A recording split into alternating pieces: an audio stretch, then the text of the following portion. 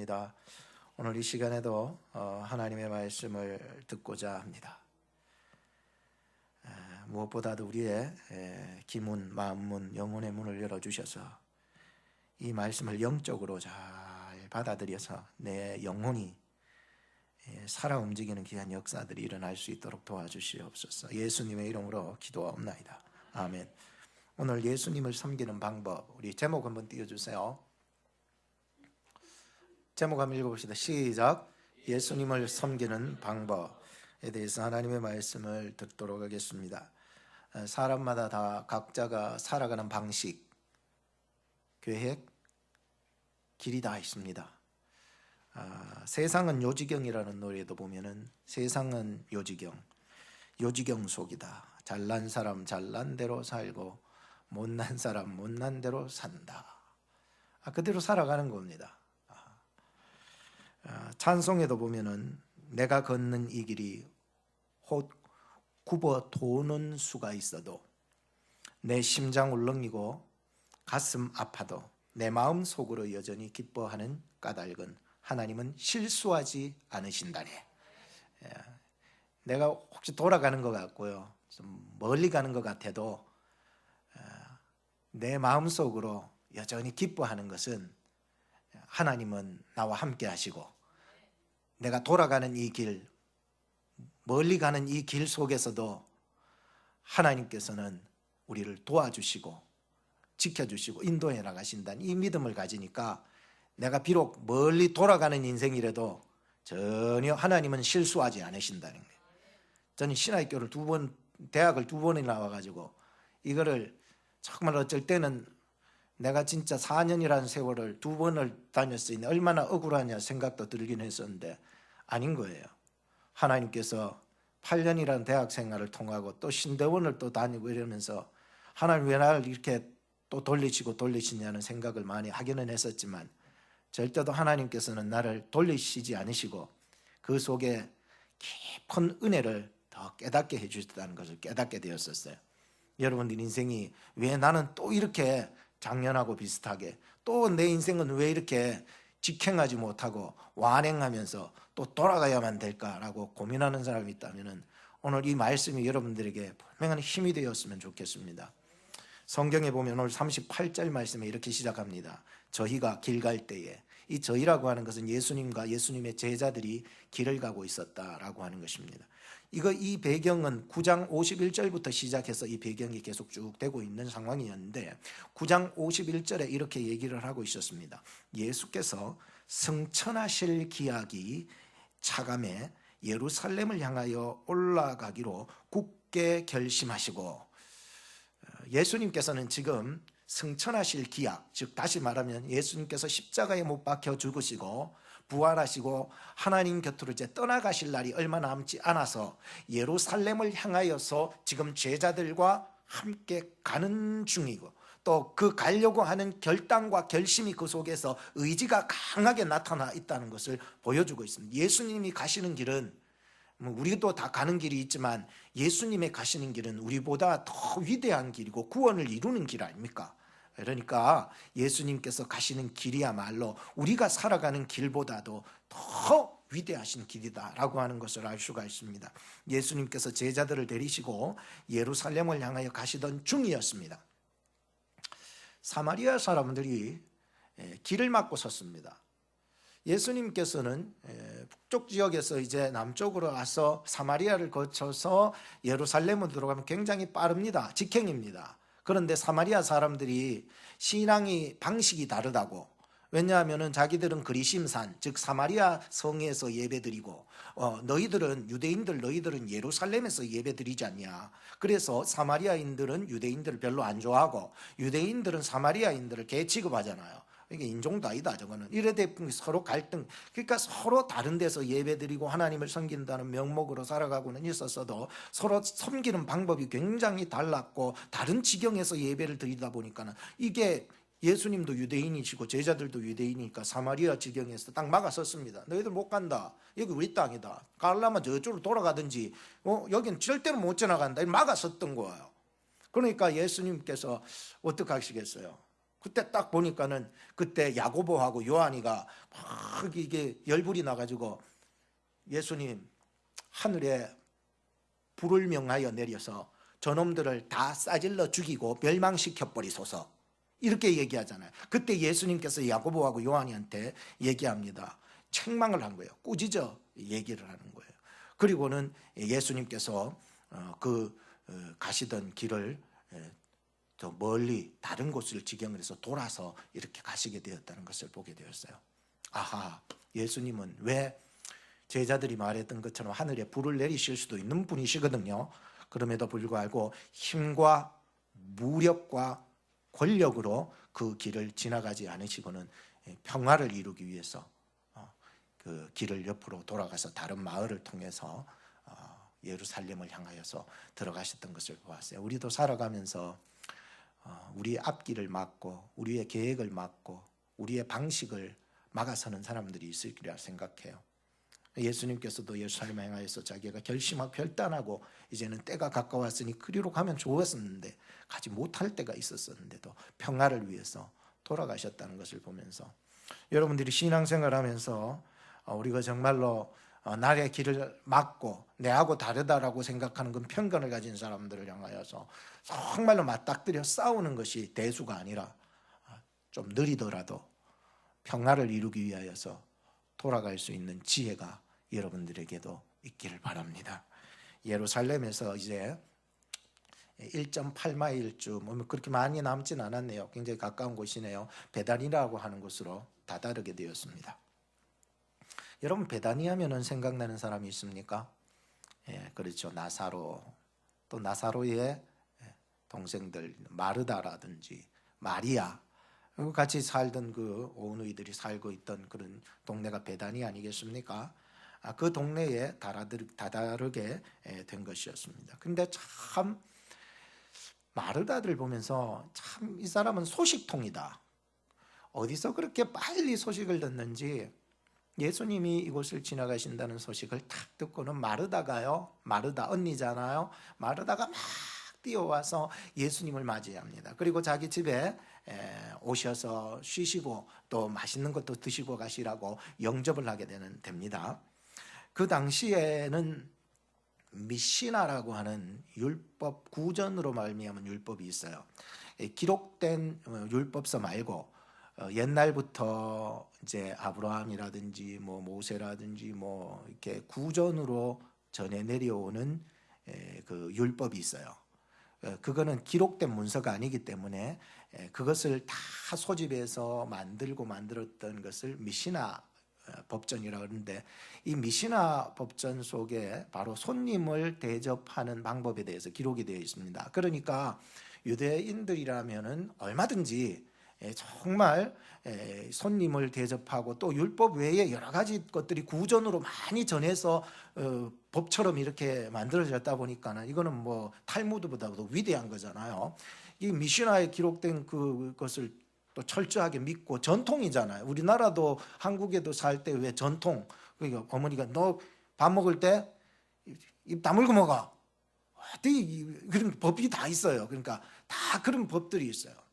그러니까 구전으로 내려왔던 그 구전법 미시나법을 보면은 손님을 대접할 때 딱 두 가지 중요한 게 있는데, 하나가 바로 손님이 오게 되면은 그 손님을 내 집 주인처럼 정말로 귀하게 극진히 대접해 주도록 하라 라고 하는 거 하나 하고, 또 하나는 뭐냐면은 그 손님이 왔을 때에 손님을 좋은 자리에 앉힌 다음에 그 손님의 말을 경청하여 잘 들어야 된다. 우리나라 사람들도 보통 그렇지 않습니까? 누가 아버지의 손님이 오시거나 귀한 손님이 오시게 되면은 앉아가지고 그분을 좋은 자리에 앉혀서 그분의 얘기를 잘 듣고 하는 게 당연한 거예요. 그 나라의 법도 그렇게 미시나의 법처럼 이렇게 전통적으로 흘러내려온 법이 있었던 것입니다. 그러니까 여러분들 생각해 보세요. 이 손님이 보통 손님입니까? 특별한 손님입니까? 특별한 손님. 특별한 것 중에서도 더 특별하죠. 사람들이 일컫는 선지자 중에서도 아주 위대한 선지자로 여기는 그런 예수님과 그의 제자들이 자기 집에 들어왔으니 마치 식당에서 말하는 것처럼 손님이 왕이다 이래 되는 거예요. 그러니까 예수님을 모셔야 되는 그런 귀한 일을 감당해야 되다 보니까는 얼마나 그래서 두 가지 하는 게 손님을 잘 접대하고 또 그 손님의 말을 잘 귀담아서 듣고 이렇게 해야 된다라고 하는 게. 그러니까 예수님이 오셨을 때 얼마나 잘 대접해야 되겠냐라고 생각을 하고, 마르다는 그 당시에 정말 이 미시나의 법을 따라서 선지자보다 더 위대하신 이 예수님을 잘 대접하기 위해서 극진하게 음식 식사 대접을 잘 하고 있었습니다. 주님을 섬기는 일 아니겠습니까? 주님을 섬기는 일이에요. 그런데 마리아는 언니하고는 다르게 예수님의 말씀을 예수님 곁에 가서 가만히 듣고 있었습니다. 물론 이것도 미시나에 기록된 대로 손님을 잘 접대할 수 있는 길이라고 생각을 했기 때문이었다고 생각합니다. 언니는 언니 신앙대로 주님을 섬겼고, 동생은 동생 나름대로 그 예수님을 섬겨나갔던 것을 볼 수가 있습니다. 오늘 우리는 예수님을 섬기는 방법에 대해서 설교를 듣고 있습니다. 첫째는 발 아래의 여인 마리아를 볼 수가 있습니다. 어디 아래요? 발 아래. 마리아는 예수님의 발 아래에 앉았다고 성경은 기록하고 있습니다. 우리 성경을 한번 볼까요? 39절 같이 읽어보겠습니다. 시작. 그에게 마리아라 하는 동생이 있어 주의 발 아래에 앉아 그의 말씀을 듣더니. 어디에 앉아서요? 예수님의 발 앞에, 예수님의 발 아래에 앉아서. 여러분들, 여기 본문에서만 이렇게 나오는 것이 아니라 요한복음 12장 3절 말씀에도 보면, 요한복음 12장 3절에도 보면 이 마리아가 자기에게 가장 귀한 옥합을 깨트려서 예수님께 붓고는 자기의 머리털로 예수님의 어디를 씻어줍니까? 발을 씻어주는 거예요.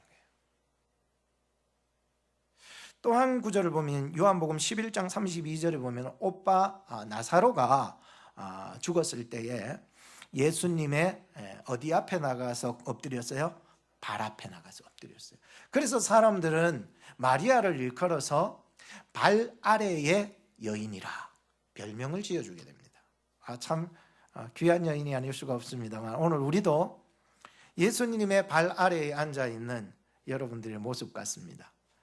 여러분들이 제가 높이 강대상에 있다고 내 발 아래에 있는 것이 아니라, 오늘 이 시간도 예수님의 말씀 앞에 내가 턱 앉아 말씀을 듣는 그 모습.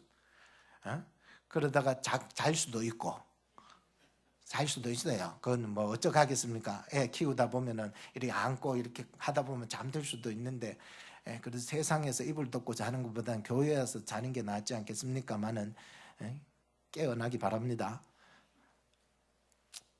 그러니 예수님의 발치 앞에 앉아서 이렇게 말씀을 듣고 있으니 이 여인의 별명이 뭐라고요? 발 아래의 여인이다, 이렇게 불려지는 것이었습니다.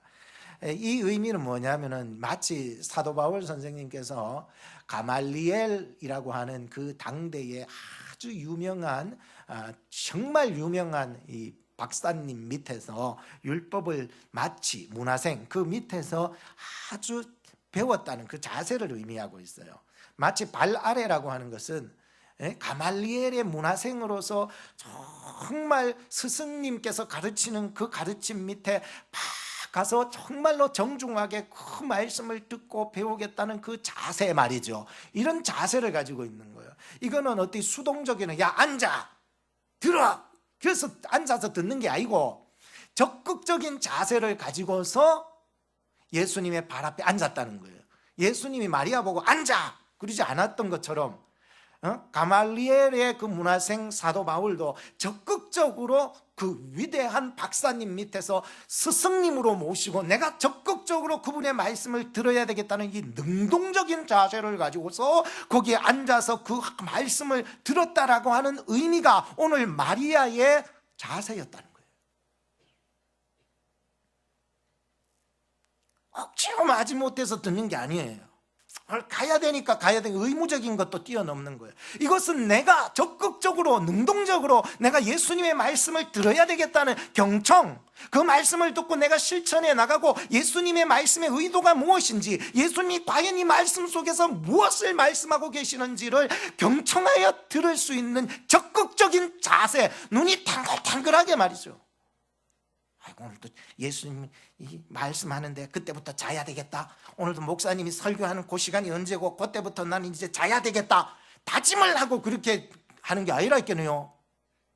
마리아의 이 신앙 자세는요, 하나님의 말씀을 마치 스승님께서 나 같은 자에게 주시는 귀한 말씀으로 받고 그 말씀을 듣는 자세로 들었다는 것이지요.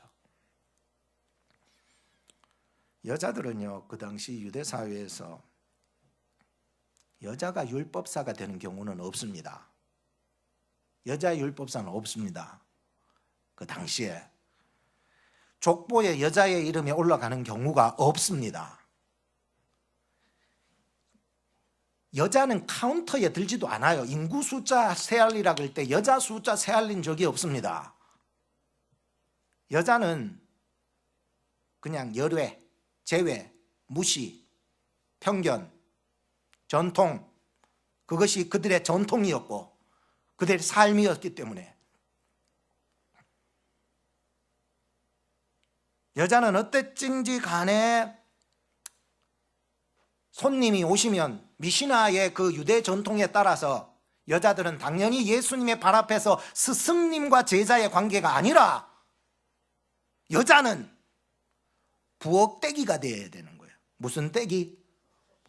여자는 부엌대기가 되어야 되는, 그 당시의 전통인 거예요. 여자는 그냥 부엌대기로 있어야 되는 거예요.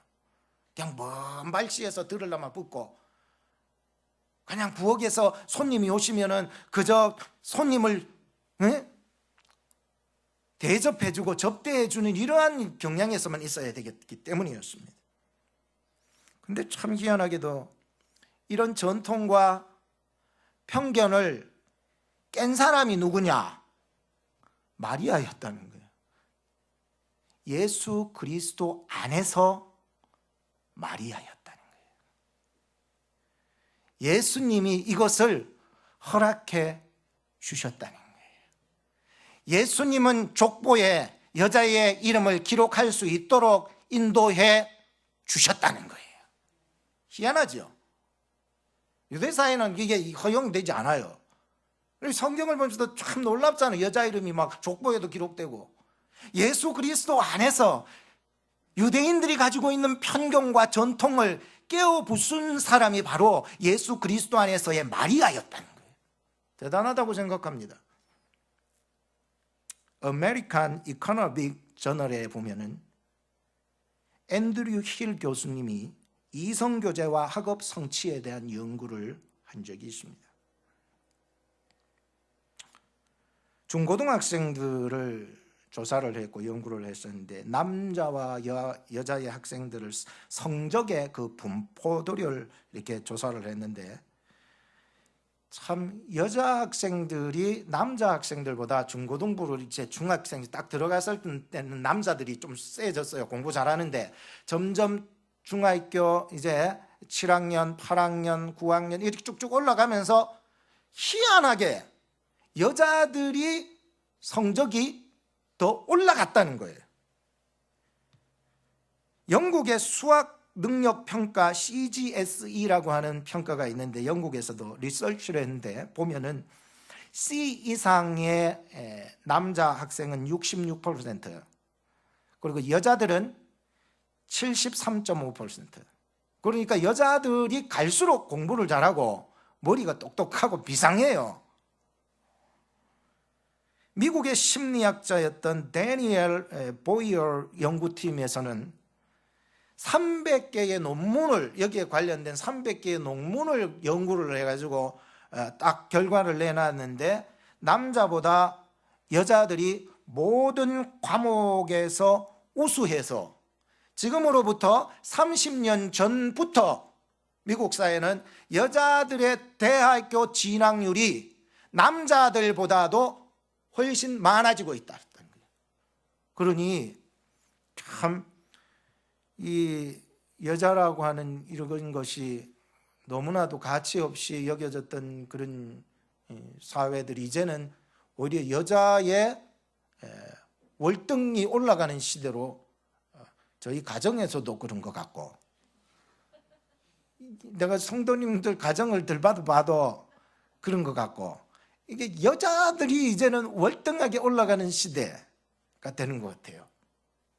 옛날에 가졌던 그 힘과 권력과 남자들의 그 우월성이 이제는 점점 사그라들기 시작하는 것이죠. 어떻게 생각하세요? 그저 웃기만 하지 말고 여기에 대한 어떤 심각성을 가지고 나는 그래도 남자인데 이 모든 이게 되겠냐, 이게 남자가 다시 올라가야지, 정신을 바짝 차리고 이렇게 살아가요. 엔젤라라고 하는 아이는 소녀 때 엔젤라는 아주 어릴 적에 아버지로부터 그런 얘기를 들었습니다. 아버지가 엔젤라, 너는 안 돼. 엔젤라, 너는 내 딸이기는 해도 내가 너를 볼 때, 아버지가 너를 볼 때에 내 딸을 따라, 넌 딸이지만 내가 너를 볼 때에 니는 머리가 나빠가지고 절대 성공할 길이 없다.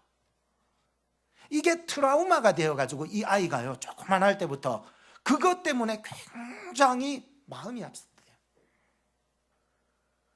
그 후에 이 엔젤라가 43살이 되었을 때에 그는 전 세계에 20명만 받을 수 있는 메가더 상을, 천재상이에요, 천재. 그 상을 받게 되었습니다. 그가 말합니다. IQ, 재능, 기술보다 그릿이라고 하는 것은 끈질긴 인내, 포기하지 않는 근성, 이것이 더 중요했다고 생각을 했어요. 그리고는 나는 그래, 아버지 말한 대로 IQ도 안 좋고 재능도 없어, 나는 성공한 인생이 될 수 없다라고 생각했지만 그는 이 모든 것을 극복한 후에 포기하지 않고 끝까지 근성으로 한 가지 물고 딱 놨다면 끝까지 해내는 그런 근성이 있었던 거예요. 희한하죠. 그녀는 다시 지금 자기가 어린 시절로 돌아간다면 아버지께 이 말은 꼭 하고 싶다고 했습니다. 아버지, 제가 성공하지 못한다면 그건 재능이 없어서가 아니라 중간에 내가 포기했기 때문입니다. 사랑하는 여러분, 여러분들의 앉은 자리가 얼마나 귀한 자리인 줄 아십니까? 우리는 신앙생활 하면서 우리의 앉은 자리를 쉽게 포기하는 경우들이 많습니다. 마리아야말로 이 시대에 풍조를 본받지 않고 하나님의 온전한 뜻이 무엇인지를 분별할 줄 아는 여인이었다는 것을 제가 보게 되었습니다. 유대에 흘러오던 전통, 사람들의 눈총과 손가락질, 그리고 편견, 그리고 언니마저도 그 편견에 빠져서 자기가 내가 예수님의 발 앞에 앉아서 말씀 듣는 거, 그걸 가지고서 지금 지적질하고 예수님한테 가가지고는 예수님이 저 동생 저거 지금 가만두게 되겠습니까? 생각 한번 해보십시오. 예수님, 예수님도 생각 없으신가요?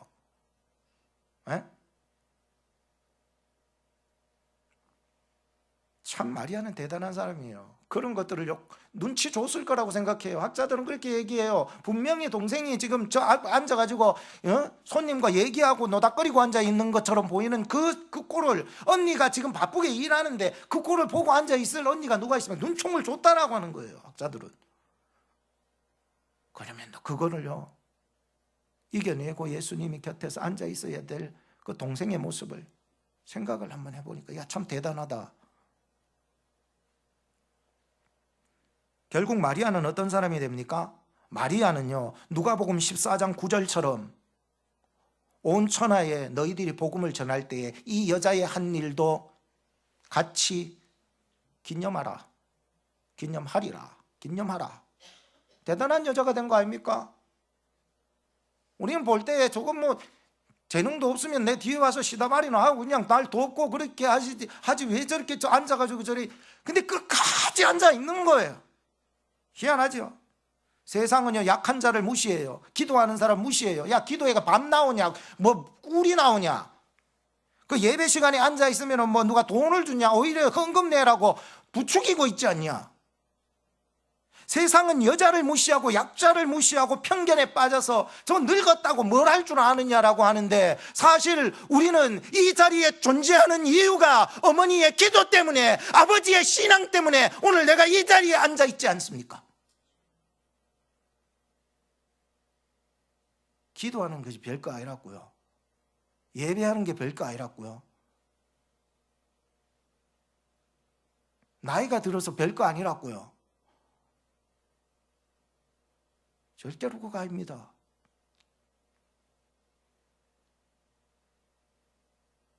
누군가가 예배에 참석하는 자가 있기 때문에 이 세상은 존재하고 여러분들 존재하고 여러분의 자녀들이 하나님 앞에서 바로 설 수 있는 기회가 되고 계기가 되고 원인이 되는 거 아닙니까? 이 귀한 자리를 어떻게 놓쳐버려요? 세상이 나를 많이 흔들어요. 그런데도 이 자리를 굳건히 지켜나가는 발 아래의 여인 마리아처럼 여러분 신앙생활에 나가시기를 주님의 이름으로 축복합니다. 두 번째는 마음이 분주한 여인. 뭐가 분주하다고요? 마음이 문제라 있긴 해요. 일이 많은 게 문제가 아니고 환경의 어려움의 문제가 아니고 마음이 분주해져 버리는 거예요. 어제 토요일 날 오후에 설교 준비하고 있는데 예인이가 아빠 생일 파티 데려다 달라는 거예요. 아니 이거 지금 내가 설교 빨리 요약해가지고 우리 셀 리더들한테 보내줘야 되고 막 일할 게 지금 천진데 막 주부도 만들어야 되고 막 지금 아이고 이건 내가 좀 그러더니 밖에 나가더니 다시 바로 또 들어오는 거예요. 안경이 이거 고장 났다고 안경 고쳐달라는 거예요. 나 정말 바쁜데. 그래서 감사히 잠시 생각했어요. 고장난 안경을 보면서 예수님을 생각했어요. 안경만 보면 시험 드니까 예수님을 생각하고 말씀을 보면서 예수님을 생각해 보니까 때가 임박하시잖아요. 예루살렘에 올라갈 때가 임박했어도 굳게 결심했었어도 사마리아인들이 길을 막아 섰을 때에 예수님은 당신이 가시고자 하신 굳은 결심과 빨리 가야 되는 임박성도 있었지만 평화를 이루기 위해서 돌아가셨다는 생각이 자꾸만 드는 거예요. 왜 이 말씀이 자꾸 그때 나는지 모르겠습니다만은 그래서 생일 파티를 다 하는 데를 데려다 주고 안경도 다 고쳐주고 가정의 평화를 위해서 왔더니 아내가 또 뭐 떡을 만든다고 굉장히 바쁘더라고요. 또 아내가 나중에 갔다 와서는 어디 떡 줘야 될다고 갔다 와서는 하는 말이 그거였습니다. 당신 설교 준비하는 거나 내 음식 준비하는 거나 다를 바가 없다 이러버린 거예요. 이 말씀하고 막 매치가 되기 시작하는데요. 과연 이게 정말로 설교 준비가 중요하냐 음식 만드는 게 중요하냐. 앞에 웃지만 말고 나중에 결혼하면은 이제 이게 들통이 나게 돼 있어요. 이게 과연 마리아가 말씀을 청종하는 거나 마르다가 음식을 정말 정성껏 준비하는 거나 다를 바가 있다 없다? 없다. 왜? 다 주의 일이더라. 맞다 있긴 해요. 살아가면서 제가 그런 걸 많이 깨달은다니까요.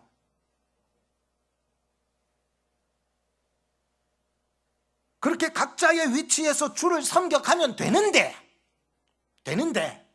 자 보세요. 40절 말씀을 한번 보시기 바랍니다. 마르다는 준비하는 일이 많아 마음이 분주한지라. 여기에 들어오는 게 마음에 대한 문제거든요. 예수께 나아가 가로되 주여 내 동생이 나 혼자 일하게 자기 혼자 일한다고 생각을 했어요. 자기 혼자 주를 섬긴다고 생각한 거죠. 나 혼자 일하게 두는 걸 예수님 왜 생각지도 아니하시냐. 예수님 생각지도 아니했다는 거예요. 예수님 생각 없는 사람 돼버렸어요. 희한하죠. 마르다가 분주했다라고 하는 그 원어에 보면은요, 사방에서 자기 일을 끌어당겨 버렸다는 뜻이에요. 내가 정말 주님을 사랑하고 주의 제자를 사랑해서 내가 정말 정성껏 음식을 만들고 주님을 사랑하는 마음으로 내가 일을 시작하게 했는데, 나중에 시간이 지나가다 보니까 내가 주님을 사랑하는 그 마음으로 일하는 것이 아니라 일이 내 마음을 끄잡아 당겨 버렸다는 거예요. 희한하죠. 마음이 분주해져 버린 거예요. 제가 이 모든 배경을, 이 한 구절을 가지고서 6가지의 범주를 뒀어요. 간략하게 말씀드리면 왜 이렇게 분주했던가. 첫째는 일의 분량이 많아서였습니다. 둘째는 마음이 들떠버렸습니다. 왜? 아주 귀한 분이 오셨거든요. 여러분 집에 대통령님께서 오신다고 생각해 보세요. 막 마음이 들떠서 청소를 먼저 해야 될지, 음식을 먼저 준비해야 될지, 다른 사람한테 연락을 먼저 해야 될지 막 마음이 들떠버린 거예요. 붕 떠버린 거예요. 세 번째는 일 욕심을 끊지 못했던 거예요. 일 욕심이 있는 사람은요, 이쪽 보면 일이고 저쪽 보면 일이에요. 다 일이라. 그런데 어떤 놈은 가만히 앉아 있는 거야, 저서. 그러니까 이게 분통이 터지지 않겠어요? 네 번째는 자기가 하는 일이 저 사람보다도 더 옳다고 생각하는 거예요. 다섯 번째는요, 불공평하다라고 생각을 했습니다.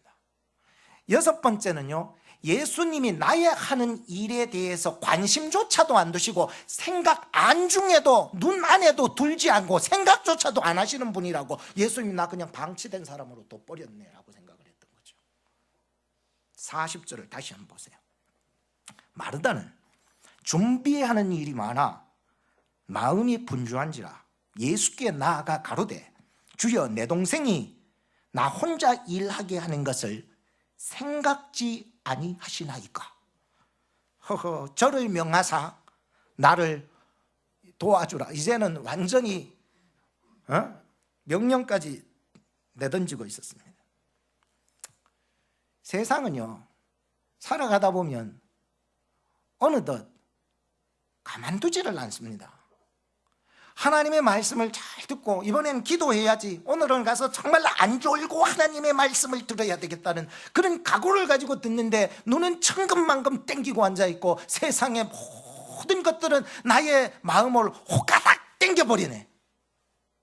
이것도 해야 되고 저것도 해야 되고, 저 사람은 잘하고 있는데 집에 혹시 그 냄비 혹시 그 물 얹어놓고 내가 불을 안 끄고 왔는지 모르겠고 막 오만 생각, 내가 문 잠갔는지 안 잠갔는지, 오늘 여러분들 거라지 닫고 왔는지 안 닫았는지, 거라지 문 하는 생각이 복잡해가지고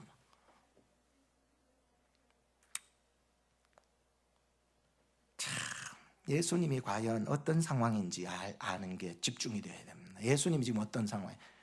예수님이 어떤 길을 가시는지 집중이 되고요. 예수님이 어떤 것을 더 원하시고 예수님께서 더 원하시는 그 뜻이 무엇인지를 말씀 속에서 빨리 캐치할 수 있는, 그저 내가 하는 일이 최고라고 생각하며 살아왔던 우리의 모습들이 오늘 이 마르다를 보면서 완전히 박살나야 된다는 거죠. 감사보다는 뭐가 나와요? 내가 주를 위해서 섬기고, 내가 주를 위해서 식사를 아주 극진히 대장하고, 내가 주를 위해서 청소하고, 내가 주를 위해서 밑에서 교재 준비하고, 내가 주를 위해서 뭘 하는 것이 말이에요. 이게 감사가 되어야 되거든요. 근데 왜 원망이 되고 불평이 되냐는 거예요. 이게 찬양이 되어야 되는 거예요. 몸 찬양이 뭐예요? 내 몸으로서, 식사로서 찬양을 올리는 거예요. 내가 이걸 준비해. 내가 오늘 찬양만이 아니에요. 오늘 설교도 찬양이 되는 거예요. 여러분들은 곡에다가 그냥 메시지 전해서 올리니까 그게 곡 조고 버티니까 음악이라고 그러지.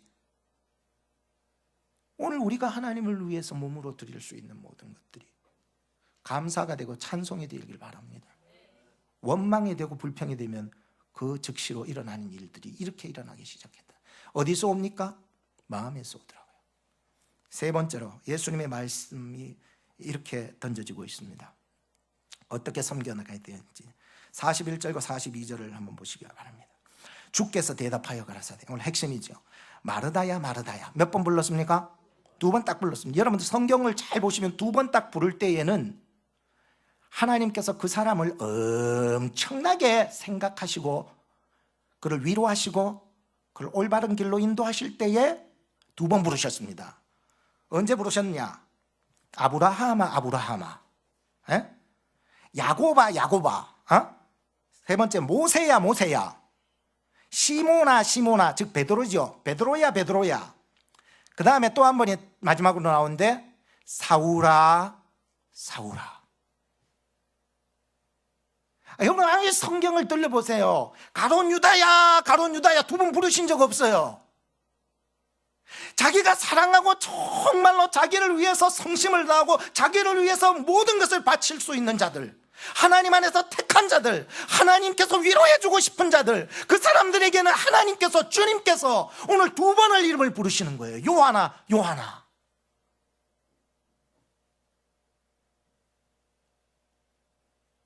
예수님은 마리아의 정성을 모르신 게 아니에요.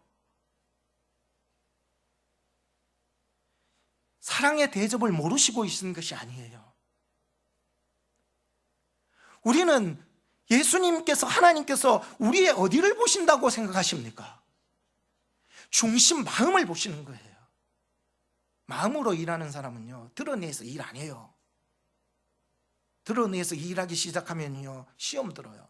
그래서 첫 번째로 그 다음 구절 보면은 너가 많은 일로 뭐하고 염려하고 또 뭐하니라? 그렇게 염려하고 근심한다는 것은 어디에서 나오는 거냐 하면 마음에서 나오지요. 마음에서 나와요. 일에 많고 적음 그걸 따지기 전에 이 마음에서부터 나와요. 내가 왜 괜히 예수님 내가 쫓아가가지고 내가 바보같이 내가 소식통인 게 바보다. 내가 말랐고 예수님 집에 오라고 내가 미쳤나 보다. 내가 말랐고 그분에게 식사를 대접한다고 나도 가만 앉아 있을걸. 그럼 끝이 없는 거예요. 우리가 섬겨나갈 때에 첫 번째는 마음 자세가 굉장히 중요합니다. 가장 먼저 이 염려와 근심을 떨쳐버릴 수 있어야 돼요. 여러분들이 주의 일을 하죠. 성가대하죠.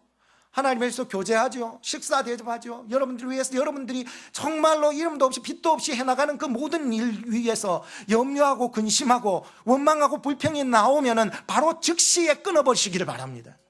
그 질질 끌고 나가는요, 눈덩이 효과라 그래요. 눈덩이 효과. 굴리면 굴릴수록 나중에는요, 박살내는 거예요. 자기도 박살날 뿐만 아니라 상대방도 박살나는 거예요. 주여 내 마음이 염려와 근심의 마음으로 주를 섬기지 않게 해주옵소서. 원망과 불평의 마음으로 주를 섬기지 않게 해주옵소서. 그럼 어떤 마음요? 감사하고 찬양하는 마음으로 주를 섬겨 나가시기를 바랍니다. 마음의 문제거든요. 두 번째의 마음은 뭐냐? 계속해서 성경을 볼까요? 42절 같이 읽어봅시다. 시작. 그러나 몇 가지만 하든지 혹 한 가지만이라도 족하니라. 마리아는 이 좋은 편을 택하였으니 빼앗기지 아니하리라. 두 번째는 뭐냐면은, 첫째는 마음 자세라 또 두 번째는 행동 자세입니다. 행동. 마음은 여러 가지를 할 수 있어요. 그러나 행동은 멀티가 아니래. 알죠? 마음은 여러 가지인데 몸은 한 가지만 해야 돼. 내 같으면 이 길도 가보고 저 길도 가보고 저것도 하고 싶고 이것도 하고 싶은데 다 가고 싶은데,